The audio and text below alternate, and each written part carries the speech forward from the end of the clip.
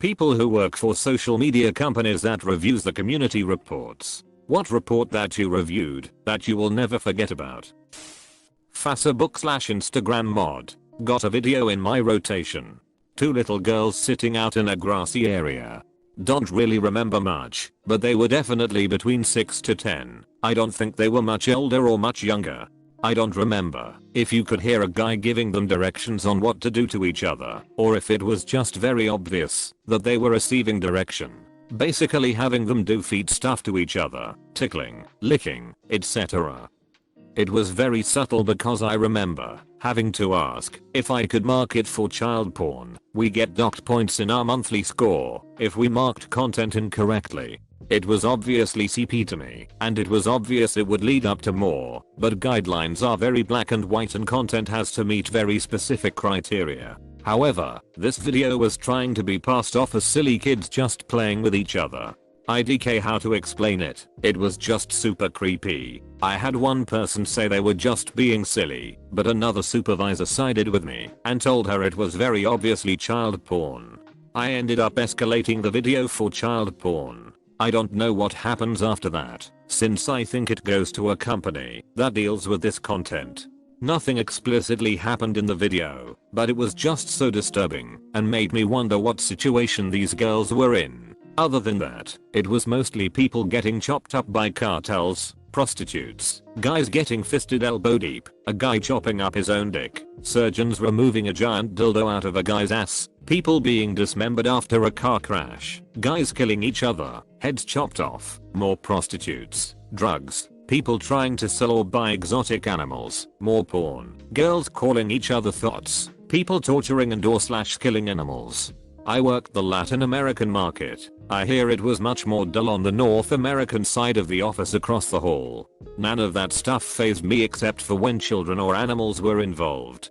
Or when a video went viral of a Colombian woman taking her son and jumping off a bridge with him in a murder-suicide. I couldn't stand to look at that one either.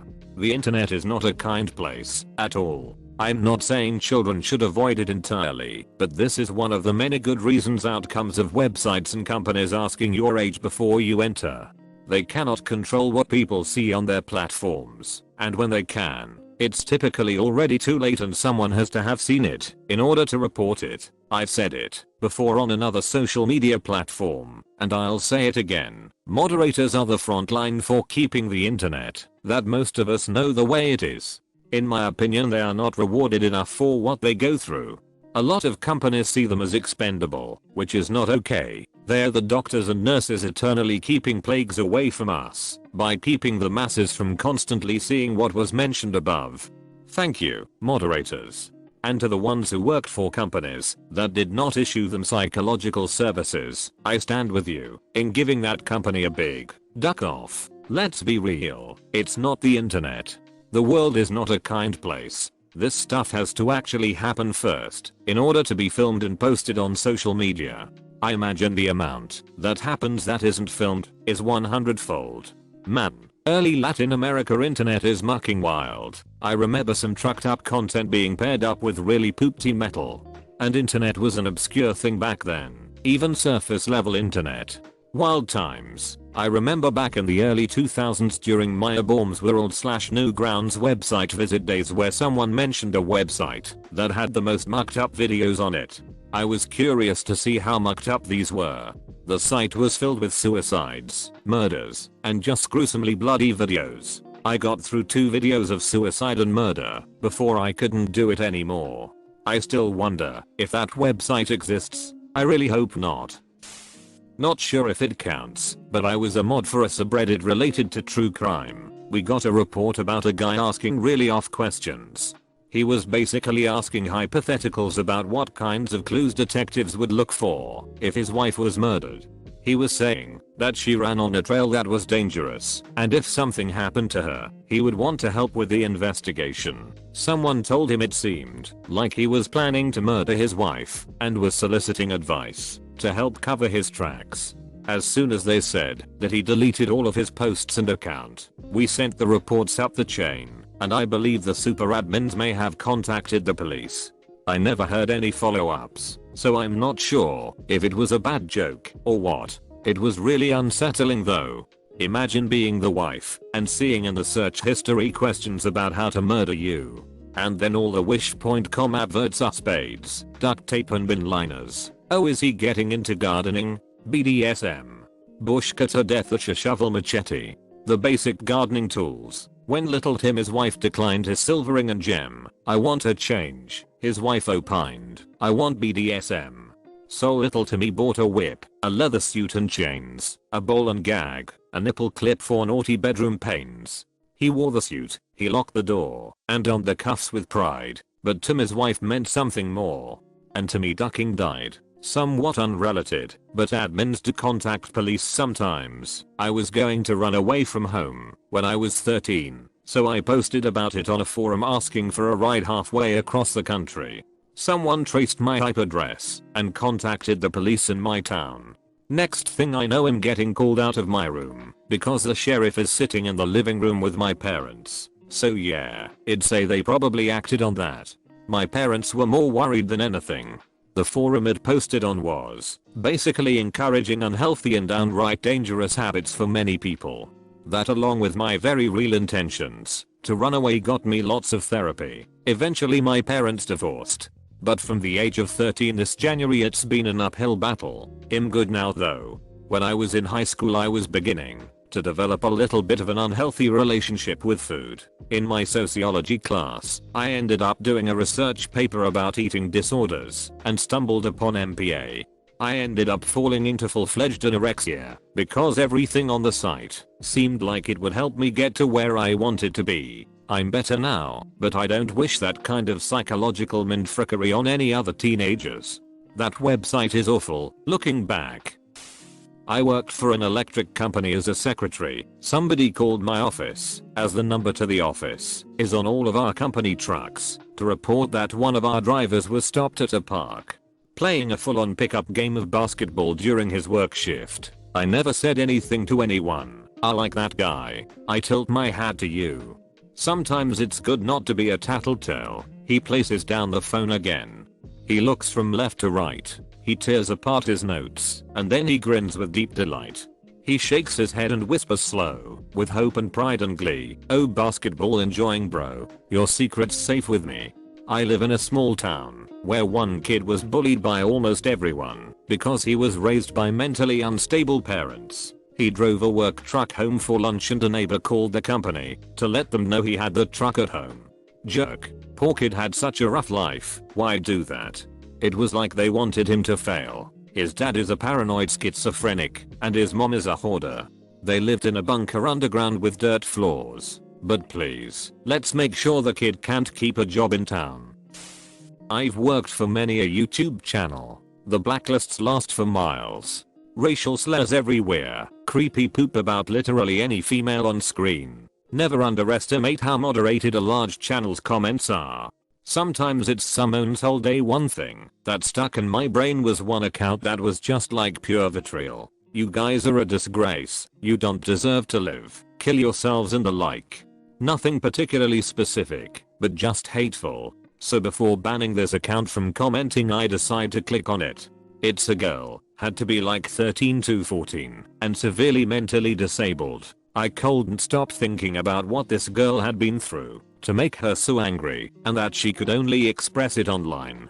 I'll never forget that poop, man. How many other poop to YouTube commenters are just like bullied or even abused kids with nowhere else to lash out? Okay, so a couple people have been like, "Ooh, how do I get that job?" And trust me, that's by far the worst job I've ever had. For me it was part of being a PA. I literally buttered some buttholes Bagel for him and drove around picking up lunch orders and getting yelled at when it came back cold cause they sent me to some craft brewery a half hour away. If you want entry level employment, go ahead on entertainmentcareers.com or whatever, but trust me when I say you probably wanna go a different direction. Oh god, I had a really similar experience about 6 years ago. I'd commented on a video, can't remember any of the context, and started getting harassed by someone in response to it. After a few days of being spammed by them, I went on their page/profile and saw they were commenting on video after video, harassing random people and saying the most disgusting things. telling people to kill themselves, using slurs here, there and everywhere, etc. I also saw that she was a girl in her early teens whose only video was of her looking very overweight and unkempt, smearing her poop all over a bathroom wall in what appeared to be someone's home. I was aware that children smearing their feces is an indication of some kind of trauma response / mental illness, and given her online behavior I was convinced this was a very troubled child who needed help, not the online abuse she was, understandably, getting in response to her comments. I sent her a message saying it seemed like she was having a hard time, that I wasn't angry with her, and I hoped she could find someone to talk to. She never replied, but she did stop harassing me. Sadly, she continued to harass other people until her account disappeared a few weeks later. I still think about her. I had someone get mad at me in YouTube comments for a video where someone didn't know the name of a crystal they were using for a craft, and it was amethyst, a common quartz and basically the only cheap / common purple crystal, and I'm obsessed with it, so that was a fast comment for me to make. Some mucking rando came up and left long comments tearing into me about being a know-it-all, then proceeded to go to my channel and leave horrible comments on videos of my pets and home movies I'd uploaded for family. I had to hide all my videos and block her to get her to stop. It was insane. She had an empty channel, so I couldn't find any info on her. She must have been going through her own poop, yo. A few years ago, I made videos as a hobby. I made one about a video game, Star Citizen, and how the company behind the game was pretty sketchy and there were lots of conflicts of interest in the company's leadership structure. Basically a video about how investing in the game might not be wise. At the time people were spending thousands of dollars to support this game that hadn't and still hasn't even been released. Some dude went off on me. He made a new comment on the video every hour or so that was paragraphs long, ripping into me. I asked him to stop. Then, crap got really weird. He basically doxed me, posted my full real name and address in the comments, threatened to kill my parents and sexually assault my girlfriend at the time. Also posted their full names and addresses. Thing was, the guy's account had his full name, and it was obvious where he lived. So I just took screenshots of everything he said and emailed them to his local police department, called them too. Told him I reported him to the authorities, and within a day the account was gone. My channel was sort of taking off at the time, but that one experience made me quit, although I may pick it up again now, to stay busy during isolation. There are way more deranged, violent people out there than most people think. The blacklists last for miles. Racial slurs everywhere, creepy poop about literally any female on screen. The screen was bright against the night and lit the bedroom, late.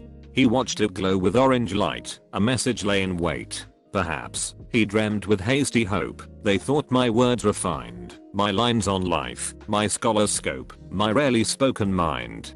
Perhaps they liked my whim, my wit, my willful wily cheer. Perhaps, if chance and fate permit, my time to shine is here. He clicked the box and slowly read the words it held in store. URL wife you can suck, it said. And so he posts no more. I run a 200k sub YouTube channel on my own. I can pretty much confirm all of that. I personally don't get a lot of racist stuff, but for whatever reason my Asian viewers are often insulted by others. But I'm German, so I get a lot of Hitler/Nazi related comments. I'm also a woman, so I also get sexist comments a lot. Sexual harassment happens daily. Not to mention all sorts of threats, death, unconsensual intercourse, hacking, doxing, etc. People point out flaws about you that you've never noticed before. One of the worst things is the complaints. Yes, people complain a lot about free content. As soon as a video doesn't live up to their expectations, they lose their mind. Even when your channel is just a hobby and you upload consistently for years, people call you lazy and tell you to get a real job. When you have a relatively big channel, people assume you're rich and beg for stuff. Some people went from being huge fans to haters within days for no apparent reason. There was this one person who would write massive paragraphs about some weird conspiracy theories. There was a person sending me written child porn. Luckily just written, but still disturbing as hell. You get loads of fetishists asking for pictures of your feet, etc. People spread all sorts of random things about you that aren't even remotely true. The amount of smaller YouTubers advertising / spamming their own channels on your videos is insane. YouTube blocks those immediately, so viewers usually don't get to see that. These are just the things I remember from the top of my head. I'm not uploading on a regular basis anymore, since YouTube's algorithm killed my channel, but I still review my comments of course. Most of the stuff is filtered by the blacklist and the rest I delete manually. Most viewers have no idea how bad it really is. You need an extremely thick skin. To be fair, there's also an incredible amount of nice and supportive people out there, but this isn't what this thread is about. I worked for a company where a user told his friend in chat he was going to kill himself by jumping from a bridge in UK. The player reported this to police, and police contacted us for IP address to go stop him.